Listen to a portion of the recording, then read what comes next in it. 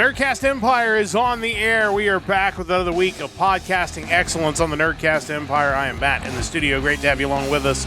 It is Sunday night, 7 o'clock Eastern Time. That means it's time for Music Weekly, and we are wrapping up the music of 2024 this week with the music of December the 27th. And to be completely honest, it was slim pickings this week. There weren't a lot of album releases for December the 27th, but we still found a way to find 4 albums that we can recommend for you here on Music Weekly. And then next week we'll get into the best of 2024, and then in a couple weeks we will get to some music from 2025. That'll be coming up in just a couple of weeks.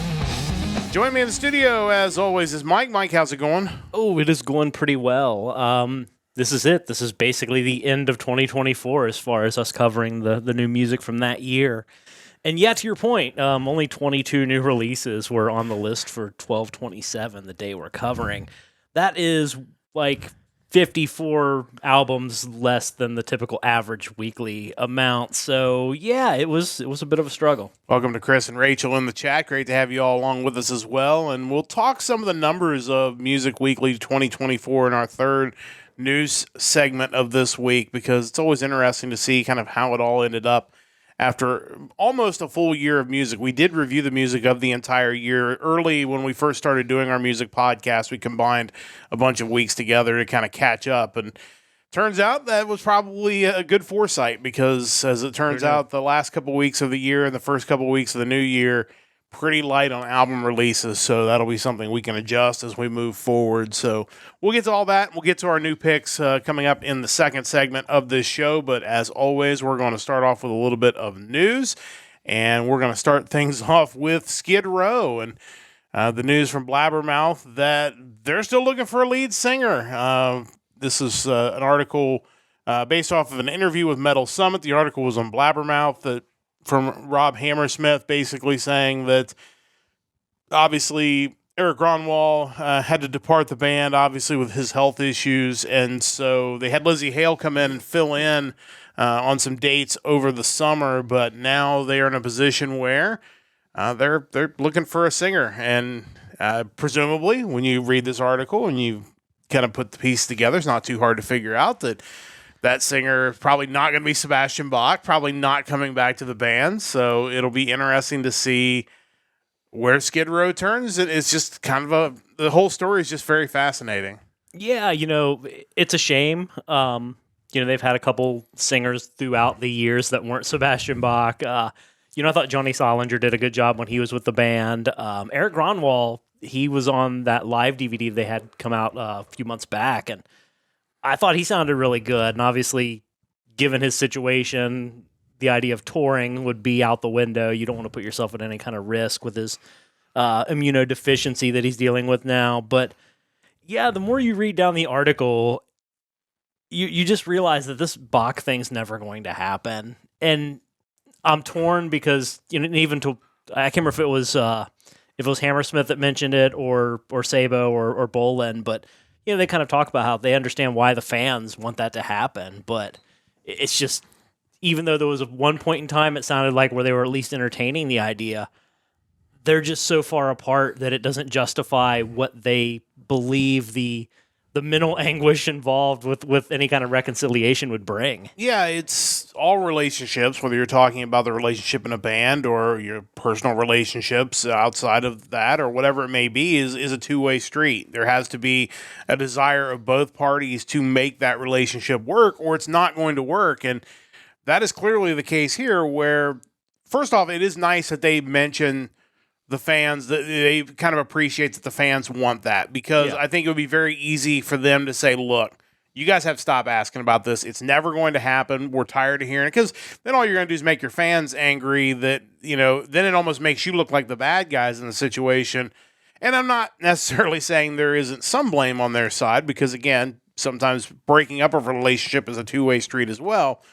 But clearly Sebastian Bach is someone who is challenging to work with, and a lot of the legends of music have been challenging to work with. Part of that was what made a lot of these guys geniuses, and what they do is just that eccentricity that made them brilliant also made them a pain. And it kind of feels like that's the situation here. And as much as the fans would like it, like you said, you see it both ways. Like, yes, we've talked about it. Hey, you guys are all getting old. Just put your differences aside and make music, because you may not be able to do it for very much longer. And I get that is a legitimate viewpoint. There is the second viewpoint that as I get older, I understand more and more, is that, your happiness, your mental good space they can't put a price tag on that. Yeah. And if somebody or something or some situation invades that space and causes you distress as you get older, you don't want to deal with that. Like, there's enough stress in just living your day-to-day life and getting through every day that nobody wants to invite something in or someone in that's just going to make that worse, even if it's somebody that maybe other people around you are saying, hey, you guys need to patch things up. You need to get back together. Like, you're getting older. Like, and the other thing will really never know, but you kind of hinted at it, is that there was, close to a reconciliation at some point, which tells you that you have to believe the band has tried to say, hey, let's make this work. And clearly they figured out, or Bach figured out, that it wasn't going to be in everybody's best interest. So they've just moved on from it. And yeah, as a fan, it is a little sad, but I also kind of understand where everybody's at here. And maybe that's just what needs to happen, and everybody goes their own ways and everybody's happier for it. Yeah, it really leads you to believe that even if they were able to put everything else aside, there must be something more on the money end that's going to keep it from ever really happening. They mentioned in the article that when they thought there might be a possibility, when they entertained the idea, they had agents talking to agents, and it kind of broke down pretty quickly. And even Sebastian Bach made some comment that you can just keep bringing in some new singer to pay $700 or $800 a week to, but that I'm not going to be that guy. Like, you're going to pay me the money I deserve as an equal partner in the band. And I don't know if that's hinting at maybe how things were handled in the past when he was brought in to sing to begin with. But, I don't think they're ever going to see eye to eye on who should make what in that scenario. No, and clearly, like, they've figured that out, and everybody seems to be happy with there just not being a reconciliation there. And Skid Row will move on, and Bach will obviously continue to do his solo thing. Just had a new album this past year. It was fine. Yeah, absolutely. And, as we've talked about a lot, every time we do these stories where it's like so-and-so band's looking for a new lead singer, there's a ton of great singers out there. That's one thing we've discovered in the course of this podcast. And, I think that's where they got Eric Gronwall from, is that he was a singer of a Swedish rock band, and they plucked him up and brought him in. But I think, the part about the fans is, like, you go back and you listen to the first album, and then certainly Slave to the Grind. Slave to the Grind might be the best record to come out of that era in that style of music. Just heavier than most of the rest of the quote-unquote hair metal bands. Just so amazing. And it was lightning in a bottle, because really, I don't think anyone's really hit that same level since. No, and maybe being heavier might have also worked against them, that it wasn't, quite as radio friendly as some of the stuff, just because maybe it was a little too heavy for your, WEBN, like in Cincinnati, or your basically mainstream rock channel. Some of it obviously got played because that was a huge album, but I don't think nothing to the degree of, like, I'll Remember You. Yeah, for sure. Youth Gone Wild or anything like that. Yeah, so it's a shame, but at the same time, you do totally get it. And, Skid Row, you just pick up the phone and call Alessandro Del Vecchio and be like, hey, man, like, I know you just left Frontiers. Like, is there somebody you're friends with in your speed dial that's looking to sing for Skid Row? And bring them in, and they'll probably release something amazing, and it'll end up on our list sometime in 2025. Chris mentions Quicksand Jesus, tremendous song. Go and listen to the song Mud Kicker. Like, that is just so heavy for what you think Skid Row would do. Just a great song. Yeah, they're a great band, and certainly, hopefully, they'll be able to find somebody that will allow them to continue to make good music. The other thing we found in this podcast is so many of these bands have been going at it for a long time, and have had far less success than Skid Row, but are still churning out great albums. So hopefully they'll get a new lead singer and be able to put out something awesome that we'll be able to talk about on this podcast. So there's your Skid Row news. Speaking of bands that have been at it for a while, we're going to talk about our second news story, and that is the band Zebra. The news that Zebra has reteamed with legendary producer Jack Douglas for their first new album in more than 2 decades. Of course, they were a power trio. They are going to celebrate their 50th anniversary this year, and they will be releasing Zebra 4, or they'll be their first new album since Zebra 4 in 2003. And, something you brought up on the Discord that we'll talk about is it's wild that the band's been around 50 years and this is their 5th studio album. People were worried about the amount of time it took Chinese Democracy to come out, but you have this band here. Yeah, their fans are definitely much more starved for new content, but formed in New Orleans back in 1975, and a band that is certainly had a lot of hits, and it's great to see them making new music, but it's wild to think that over 50 years, I mean, some of the bands we've reviewed on this list have 5 albums in like 2 years, and these guys have really kind of taken their time and churned out albums over a 50-year period. Yeah, it's really amazing, and your first thought is to look up each individual and see if they just had a numerous amount of other projects they worked on, but it doesn't even really seem that way. So that's really kind of surprising. But I know of the band. I'm not super familiar with their work. I get the feeling in a few weeks I will have to become familiar with their work. Not a lot of Z choices on that glam list. Yeah, there really isn't. I am familiar with their song "Tell Me What You Want," which is like a hit off their first album. If the rest of their stuff is anything similar to that, I imagine it's going to be a fun week. What's amazing in this article, if you check it out on Blabbermouth, but it references an interview that Randy Jackson had with Newsday back in December, where he said he's got stuff from 1977 that they've never recorded. It's like, that stuff you were supposed to sit down and record an album after you write it. It's like, well, we've written all these songs. What do we do with them? Let's just put them in a folder, and maybe someday we'll be looking for songs and we'll release another album. Like it's amazing to me that they haven't done that. But it is really cool to see them kind of getting back after it, and definitely curious. Like you said, we'll get a chance to really dig a little more into Zebra's catalog in a couple of weeks and find out a little bit more about them, and presumably we'll at some point this year get this album on our playlist, and we'll get a chance to check it out. So news for Zebra fans out there. Prayers have finally been answered. They will be releasing something new here in 2025. So really cool news there. The news stories, honestly, were just a little lame this week, and it worked out that we kind of had some stats as we are now wrapping up our review of bands from 2024. So that's how we're going to close out this week's news segment, is just talking about some of these stats. And as we've talked about each and every week, pretty much once we've kind of got the format of this show down, we go through every week. Mike puts together a playlist of all the new releases for a given date. We do it weekly, and we'll go through and pick 2 bands each that have a new release that we want to spotlight. And these are bands literally from all over the world. And, we have found music in corners of the earth that we probably didn't realize there were bands making music that we would enjoy. And I think that's the best part. It's been great to hear from some of these bands.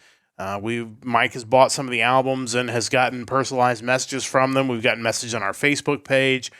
It's really cool to connect with people making awesome music. And as we talk about all the time, when you hear something on this podcast that you like, buy the album, support the band, buy the merch, go see them on tour if you're somewhere nearby. Unfortunately, a lot of these bands are not nearby us, so it may be a while before we get to see them in person, but just really cool stuff. But I know, Mike, you've compiled a lot of data just on where these bands are from and just stuff like that we can kind of look at here. So what kind of jumps out at you when you look at that stuff? Yeah, kind of to your point before I jump into the stats, you mentioned just kind of the various things that I get along with the CDs when I purchase them or records. I did kind of want to shout out I'd order Witherfall's newest album, Sounds of the Forgotten. It originally came out back in May, but I just ordered it. Came in the other day. I got the CD. Came with some guitar picks, an album artwork sticker from their prior album, and a 10% off coupon code, and just some promotional cards. Just nothing like super expensive or like outlandish, but just kind of a cool thing when you order the CD. You don't really expect to get bonus items, and me being someone who really likes physical media, I'm kind of used to where we are now with, say, like video games, where you buy a new video game and you don't get an instruction manual anymore. They don't print those anymore. You're not even sure all the time if the full game is even on the cartridge or the disc that you buy. True. So you kind of go from that to something like this, where last week I'd mentioned the Tough CD coming with the autograph and the guitar pick, and Witherfall here sending me guitar picks and a coupon code for additional purchases and whatnot. It's just it's kind of a cool thing, and one of those things that needs to be mentioned, because I like the thought that not only am I able to buy the physical media in this case, but clearly there's some level of appreciation that I am buying it. Like you love that. And I think the important thing, if bands are listening to this podcast and thinking, oh, that's not a bad idea. Like the biggest thing is, these extras don't have to be expensive. Guitar picks are almost nothing. I mean, you're buying them in bulk anyway in most cases, so not terribly expensive. Discounts on for future purchases makes a ton of sense, because now they're going to buy more of your stuff, and that's going to allow you to make more money on your merch or on your CDs and things like that. A quick autograph, like, unless you're moving like insane amount of physical copies, which I mean is possible. A quick word of thanks, like, that goes a long way. And somebody's going to remember that, when they go to look to buy more stuff, they're going to be like, hey, I should buy more from this band because it really meant something to them to do that. And I think that's really cool. And I think back to the CD I bought from Floating Worlds last year that basically had a postcard with a handwritten message and thank you on it. And they even emailed us. And, that's just kind of going that extra step. And I think for bands that are kind of at that level, that's kind of what separates you from, going back to the numbers or going into the numbers. There were almost 4,000 albums on our list that we went through last year. Yeah. So how do you separate yourself from that many other bands? And that's just covering heavy music based on new release calendars from 2 websites. So that's probably still just a tip of the iceberg. Well, and you have to, if you want to guess that the music we review is probably a small percentage of the overall music released, and you have to still think popular music is still the number one release. We don't. I mean, there are a few of the albums we review that could fall into kind of the crossover. Yeah, but there are also a lot of pop music albums that we don't talk about, and there's country albums and hip hop R&B albums and world music albums that we don't get into, and so the 4,000 that you mentioned is just a drop in the bucket. So just competing amongst the 4,000 is difficult enough, and then you consider everybody else on top of like the behemoths of the music industry, your Taylor Swifts and your big giant bands that obviously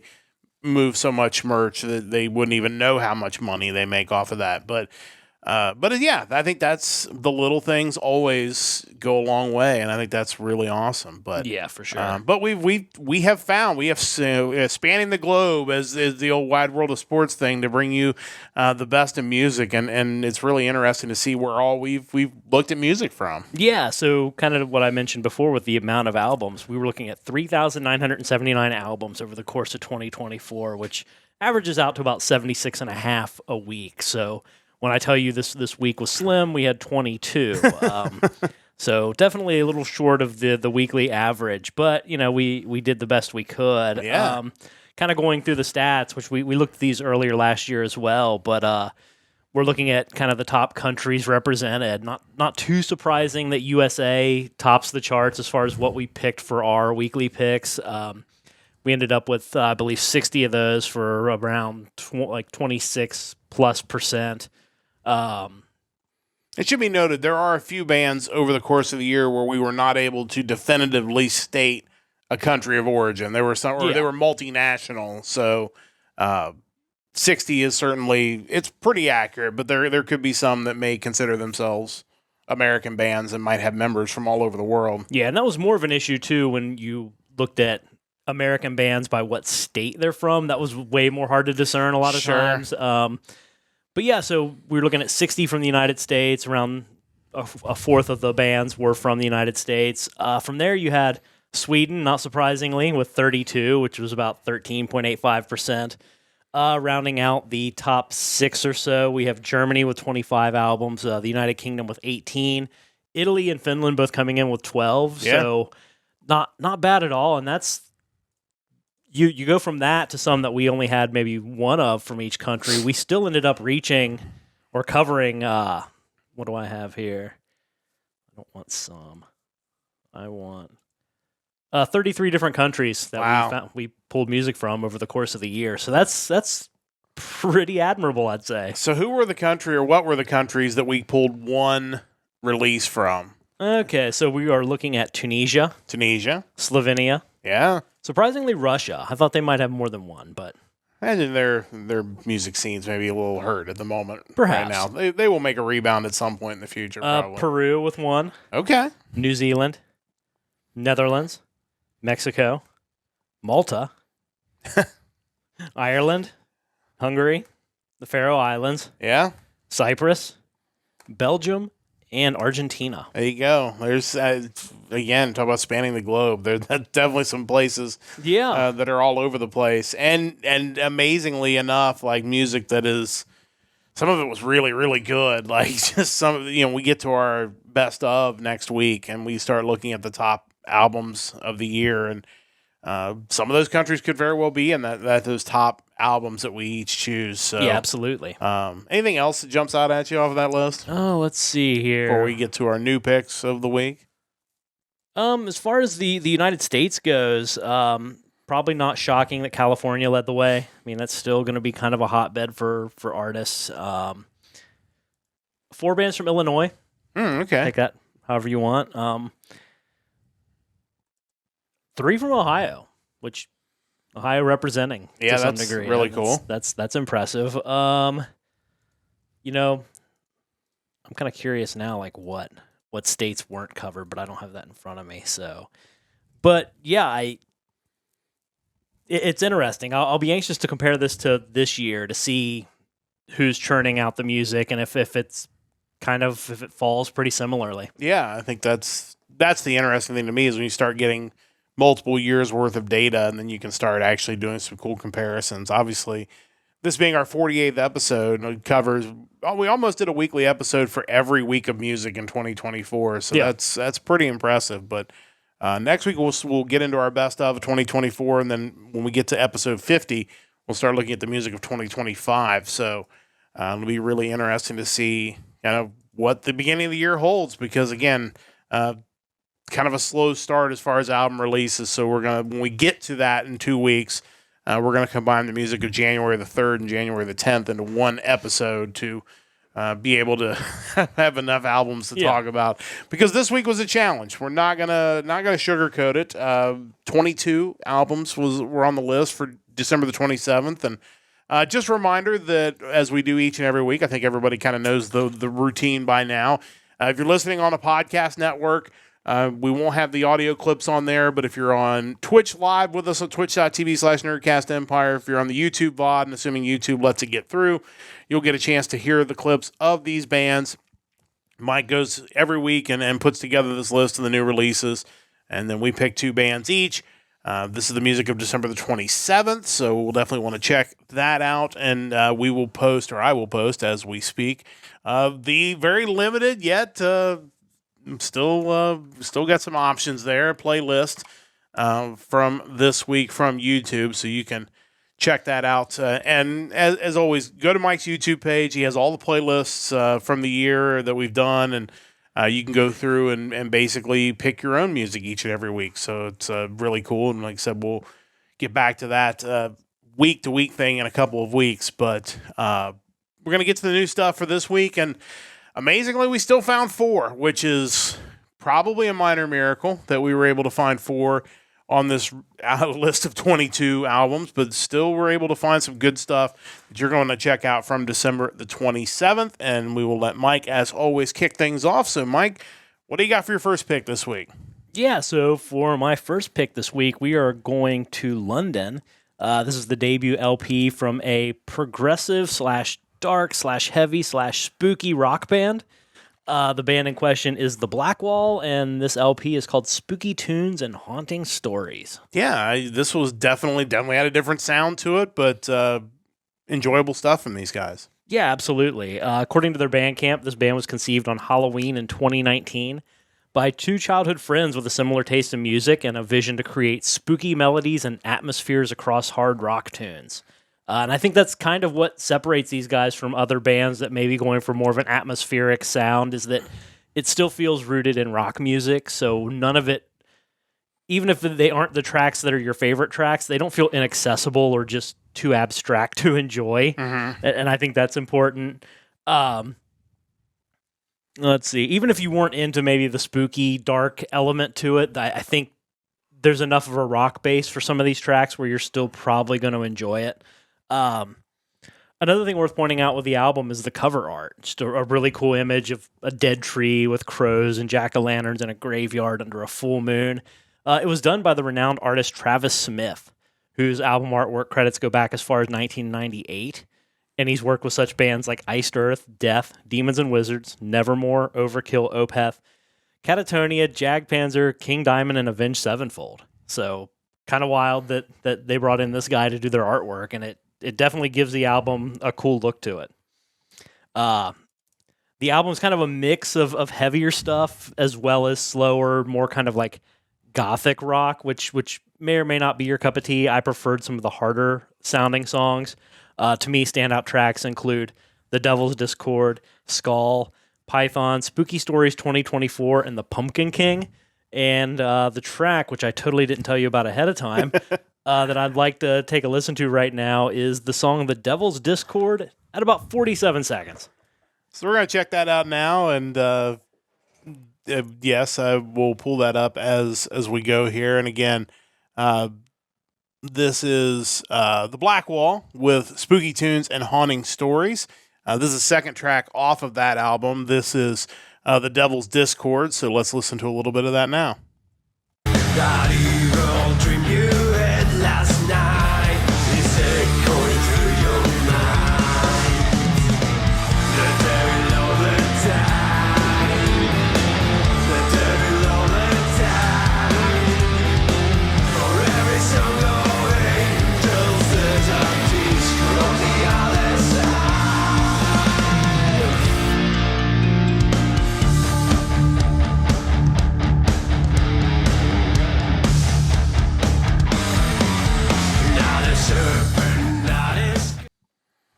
But yeah, I really love the sound. Yeah, it's definitely Chris asking how you get an invite to the Devil's Discord server. That's a great question.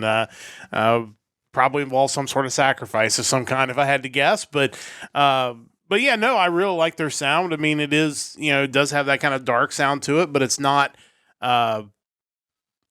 so dark. Like sometimes we get into some of this dark music it's hard to listen to because it's very noise driven. This wasn't like that. Great melodies, great sound to it, and I think it makes for a pretty enjoyable listen. Yeah, and that's a good half of the album kind of has that vibe going to it, but you can listen to other tracks like Maledictions or Blue Trees Meadow, and it definitely has a more subdued, like almost like old school gothic pop kind of thing going on, which isn't bad either, but I definitely prefer the harder stuff, but yeah, it was a good album all around. Yeah, check that out, the Blackwall, with their new release on December the 27th. As always, you've got two picks for us, and what do you have for pick number 2? Yeah, so for pick number 2, it was a band I thought I'd heard the name of before, and it turns out when you look at kind of how many listens the tracks from their new album have, yeah, I probably have, considering they seem to be fairly popular, but it's the newest album from this alternative metal band from Vancouver, British Columbia. The band is the Veer Union, and the album is Welcome to Dystopia. Also, shout out to those guys for liking our Facebook post. We really appreciate that. And I had a chance to listen to this album pretty early on, and this was really good. I really enjoyed this, so I was glad we were able to get it on the list this week. Tell us about the Veer Union. Yeah, so this is, from what I can tell, the latest album since 2022's Manifestations. It's only 8 songs in 24 minutes, so it's a pretty easy listen if you want to get into it. The current lineup of the band includes the founder, Crispin Earle, on lead vocals, along with Ryan Ramsdell on rhythm guitar and Ricardo Viana on drums. The band was formed back in 2004 by Crispin Earle, along with former guitarist Eric Schrader, under the name Veer. They changed their name, adding the Union to it after signing with Universal Motown Records. Kind of worth noting as I was doing research into them that back in 2009, they had an album, Against the Grain, that contained the song Seasons, which was the official theme song for a WWE pay-per-view at that point in time. Wow, that's crazy. So the Veer Union arrived in WWE before Veer did. Yes. Absolutely. And without any warning. They didn't have weeks of them saying they were coming. But, I went back and I found the video of it, Backlash 2009. Definitely a moment in time, but really kind of cool that they had the theme song to Absolutely. it. Crispin's vocals are pretty much spot on for that more kind of modern hard rock, kind of that next evolution of what nu metal was, I guess, for lack of a better way to put it. The music mirrors that. It's heavy, it's down-tuned with a lot of electronics used throughout. If that's something you're into, there's certainly nothing to dislike about this album. It's like I mentioned, it's short, to the point, but super catchy and definitely good stuff. Standout tracks on the album to me include songs No Excuse, Is This How It Ends, Empirical, Welcome to Dystopia, and Space and Time. And the track that I forgot to mention again to listen to is the final track on the album, Space and Time, about a minute 25 into it. So we're going to check that out now and get that queued up here momentarily. This is the Veer Union with their new release at the end of the month, Welcome to Dystopia. This is the final track off of this 8-track release, Space and Time. So let's listen to a little bit of that now.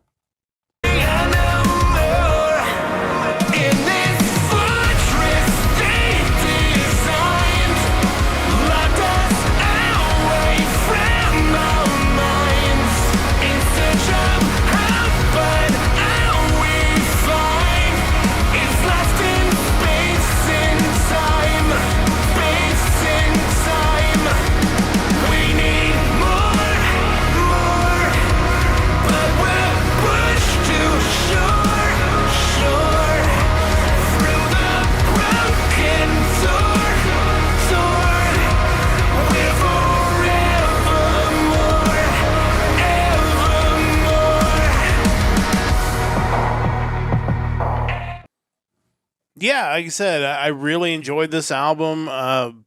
We talk a lot and have talked a lot on this podcast about nu metal and its goods and bads. And to me, this sounded like a modern take on nu metal that wasn't, it didn't feel like a dated release. It felt new and, a lot of the principles are there, but they've kind of taken it in a new direction that I think is a little more enjoyable than a lot of the really popular nu metal of the early 2000s. And I think it helps when you have a really strong lead singer.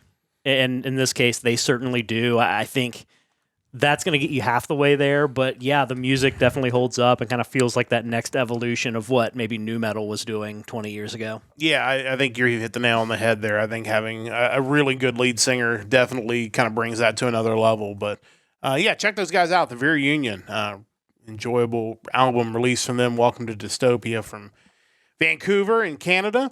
We're headed to Germany for my 2 picks this week, and we are starting off with a band that calls themselves Zombie Metal.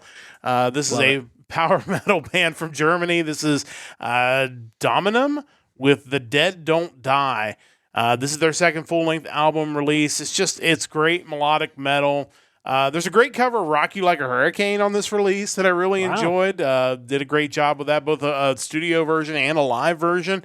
They've got great harmonies, but it rocks as well, which again is kind of what you're looking for in this melodic power metal that we talk so much about.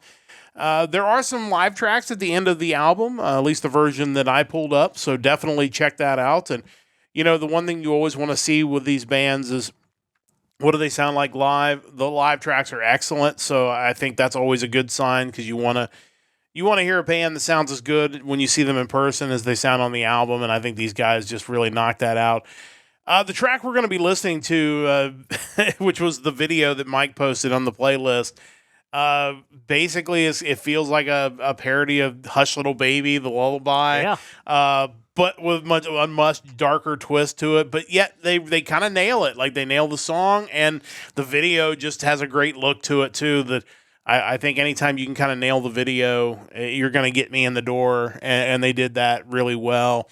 Standout tracks include We Are Forlorn, Killed by Life, Don't Get Bitten by the Wrong Ones, and the song we're going to listen to, the title track, is The Dead Don't Die. So let's check this out now. This is Dominum with some zombie metal for you. This is The Dead Don't Die, the third track off of this new release of the same name. So let's check out a little bit of that now.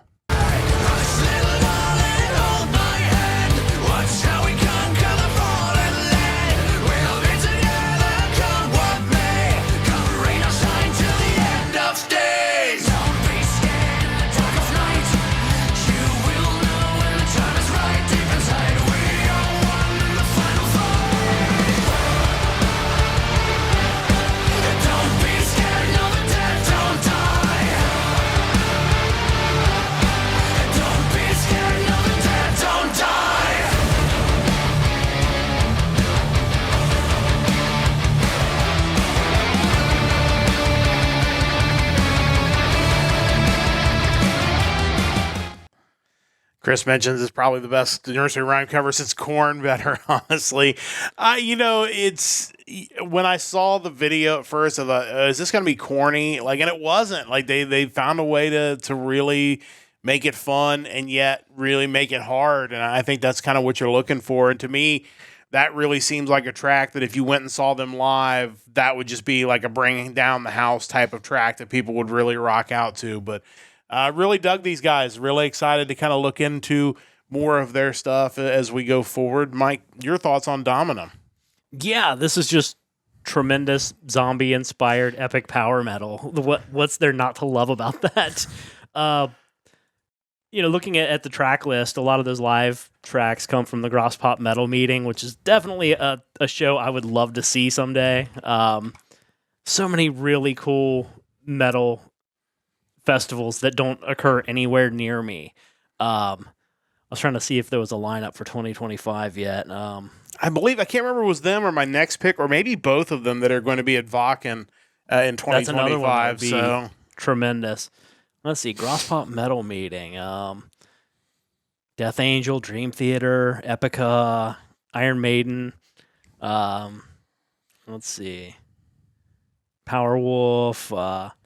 I'm sure they're still announcing acts since it doesn't occur until June. But yeah, just so many cool festivals, and I'm sure they would be amazing to see at one of those. No question about it. Definitely check those guys out if you're out in Europe and they're touring in your area. Definitely encourage that. But really, really good stuff from Dominum, their new release this week. We're staying in Germany. We're going to focus a little more on the German side of German music this time. This is a group that is a German folk rock band founded in 2019. The band is Rauhbein, and the album is Adrenaline, but I believe it's Adrenaline, the German word for it. All these titles are in German, so I'm about to butcher the German language as we go through them. Founded in 2019, this is their fourth full-length album. Their website... it was pretty interesting. They described this band as a group that makes Irish music with German lyrics. Very interesting. Very interesting story. Henry M. Rauhbein was known regionally as an Elvis impersonator and a singer of local songs. Unfortunately, had an accident at work that forced him to end his professional career.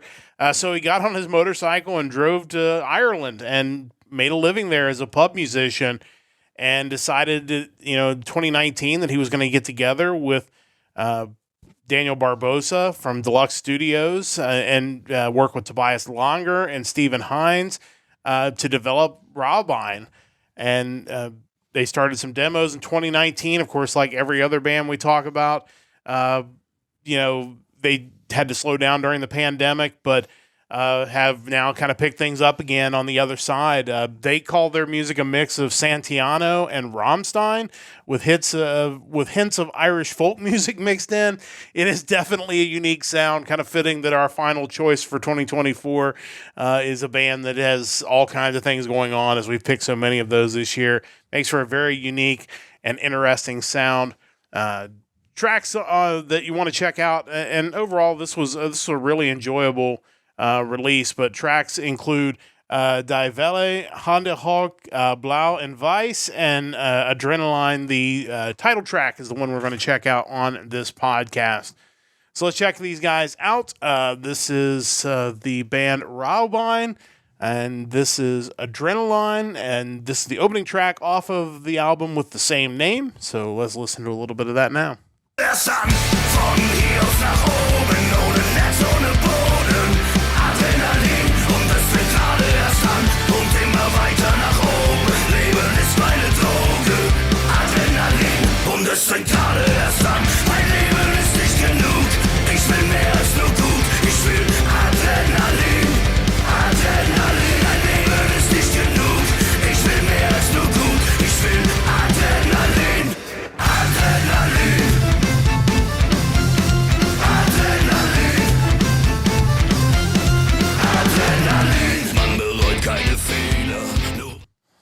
Yeah, this is definitely has a different sound to it, but I kind of dig that. I like when bands are outside of the box and it's hard to pigeonhole them into one exact thing. And these guys absolutely are outside the box, but the music's really enjoyable. It's a great listen at 37 minutes, 11 songs, so you get through it pretty quickly. And even though lyrics are in German, I don't think it really matters. It's just a really, really solid listen as you go through it. Mike, your thoughts on these guys? Yeah, I love it. It's like Rammstein meets fun. It doesn't feel ominous in any way, despite the singing. I just kind of wonder that you're German and you become an Elvis impersonator, right? Like, do you get kicked out of the country because you're not a Heino impersonator? I feel like, to me, that's the more logical step, right? Yeah, I would think so. I don't know if it just comes down to look. Like, this guy's kind of a bigger guy. Like, maybe he kind of looks a little bit like Ivar of the Viking Raiders. That as well. Like, if he wanted to get into that route, a great beard. He should do their entrance theme. Yeah, maybe that would be really cool. Maybe WWE goes back to Germany this year. We'll get these guys involved. Yes. But yeah, it's just, like I said, I do like a lot of power metal and melodic power metal, and I will go back to picking bands like that when we get into 2025. But I think sometimes these weeks where we have a more limited selection allows you to just find some really cool things that maybe in a given week might kind of fly under the radar and you might not jump at it, but this was a great chance just to pick something that was just totally different, but really a lot of fun. Yeah, it's funny because when we have weeks with hundreds of options, you try to force yourself to not stick to what's safe, but to your point, when we have 22 options, there is no playing it safe. There's no, well, I could have picked one of the 8 Frontier bands, but guess I can't do that this time around. But yeah, it was a fun week of music for that reason. It was. So, smaller selection, but some really cool stuff for sure. So check that out. Rauhbein, if you're in Germany, definitely check those guys out. And they may tour Ireland as well, because again, doing that Irish music with German lyrics is definitely a different take on music, but that is our last pick for the year 2024. So that wraps up the music of 2024. We're going to get to the vault now. Just a reminder, check out our website, nerdcastempire.com. We've got our previous episodes of Nerdcast Empire. We've got our store, which you can check out. A reminder, we'll be back on Thursday for another episode of Anime Thursdays. Not sure what we're doing yet, but you can join us 7 o'clock Eastern Time on Thursday. And then next Sunday, we will do the best of 2024. We'll get a format figured out for that. I'm kind of leaning towards us each picking like 6 albums so that we can basically have 2 built-in shorts that are ready to go. That way we could, I think I would leave it to Mike to maybe choose the best overall from the year, in addition to like the 6 best bands he picked, the 6 best bands I picked, because Mike has listened to literally everything in 2024. So it's been a lot. It has been a lot. He's listened to a track off of all the 3,974 albums or whatever it was. So, but yeah, we'll get to that next week. It'll be our best of music 2024 next Sunday night, 7 o'clock Eastern Time. Make sure you join us for that.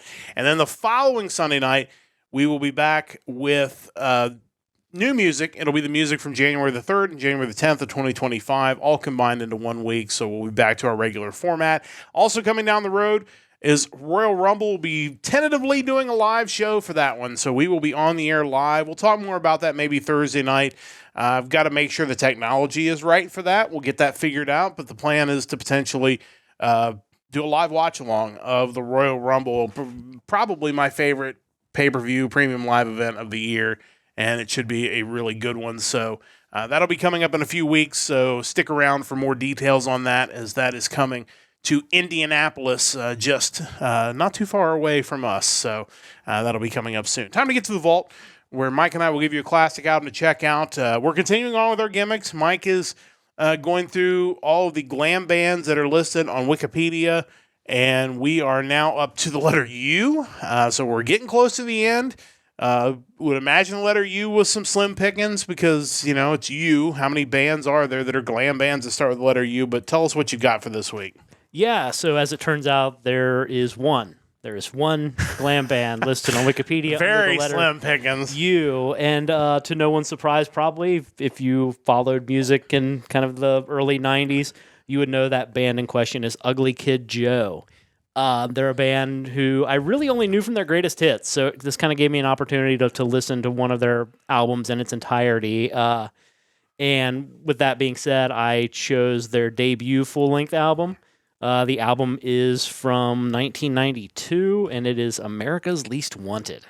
Before you get into them, and this may be in your notes, so I don't want to steal too much of it, but I think it's funny on the Wikipedia page that it has both the regular album cover and the censored version of the album, a different version of the album cover. I just wonder how many other bands in that era did something similar, where they just went with a totally different cover for the censored version. Well, and it's kind of funny, too, what would garner such censorship that you'd have to come up with a second album cover.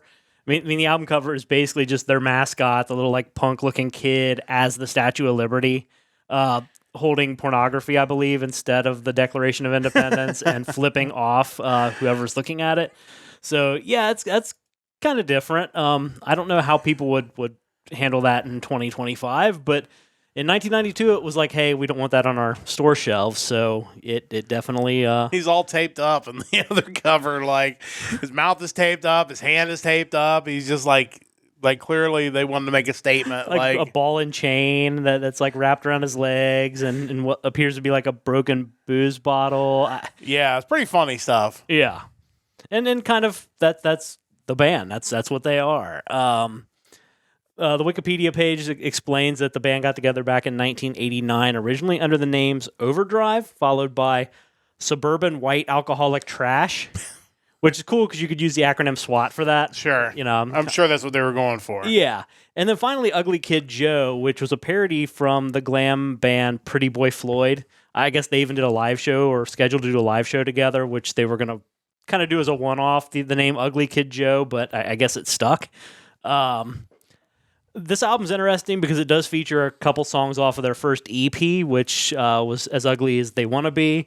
Those songs kind of ended up being two of the bigger songs on this album as well, Madman and Everything About You. I think people who know this band in any amount whatsoever probably know the song Everything About You. It was huge. It really was. Also kind of wild that that song was on Wayne's World. But also that song and then the video for the song Neighbor featured spoken word parts and appearances by Julia Sweeney's character Pat from Saturday Night Live. So I don't really know what the connection between Ugly Kid Joe and Saturday Night Live was, but they had some sort of weird where they were their stuff was featured using their characters. So I mean that's kind of cool. Yeah. The album itself kind of got some questionable reviews. One of the ones that stood out to me was Steve Hochman from the LA Times gave it 1.5 stars out of 4 and called Ugly Kid Joe generic MTV rad party dudes in baggies and tees who seem to know how certain kinds of rock are supposed to sound but have no clue as to why. Okay. Awesome. Yeah. Yeah, I think the issue with the album isn't so much that the album's bad, it's that, like I mentioned, 2 of the biggest tracks were already prior releases. Those kind of stand out on the album, and there's a lot of stuff on there that just doesn't quite live up to that level. That being said, there are some other standout tracks. Song Neighbor's great. Their cover of Cats in the Cradle is actually a tremendous cover. It is really good. Also, the songs don't go as well as, like I mentioned, Everything About You and Madman. Looking into the band, they're still around. They're still out there touring. I saw they had a tour that kind of led up to September of last year. They also have a decent amount of their original members left. Whitfield Crane, the vocalist, has been around since day one. Klaus Eichstad, the lead guitarist and backing vocalist, also been around since day one. Dave Fortman on rhythm guitar came in 1992. Cordell Crockett, 1989, and Zach Morris, not the Zach Morris. Not the Zach Morris. I mean, he probably thinks he's the Zach Morris, but not the television character. Came in 2021. They also had a new album in 2022, Rad Wings of Destiny. I definitely want to check that out at some point too. Overall, I feel like this band is just a band that kind of got lumped in with the hair metal scene, even though they came in right at the tail end of it. When you listen to their album, there's definitely some like alternative rock vibes to it and funk metal, kind of similar to bands like Extreme and Saigon Kick. I feel like they probably have a closer kinship to each other than they do like Bon Jovi. But, Yeah. it is what it is. But yeah, I'm definitely glad I checked it out. Neighbor's a classic song. People should go listen to it. Just kind of gives you a really good indication of what the band's like. And Everything About You is an all-time classic of the era. So It is. Yeah, all things considered, good album. Yeah, Everything About You was on the radio everywhere. Like, I mean, I still hear it on satellite radio fairly regularly. I mean, it is. It was a huge hit, and it's kind of a shame that they didn't get a chance to really have a follow-up big hit to that. It is funny you mentioned they've been touring. I guess in 2023 they toured with Fozzy. So there we go.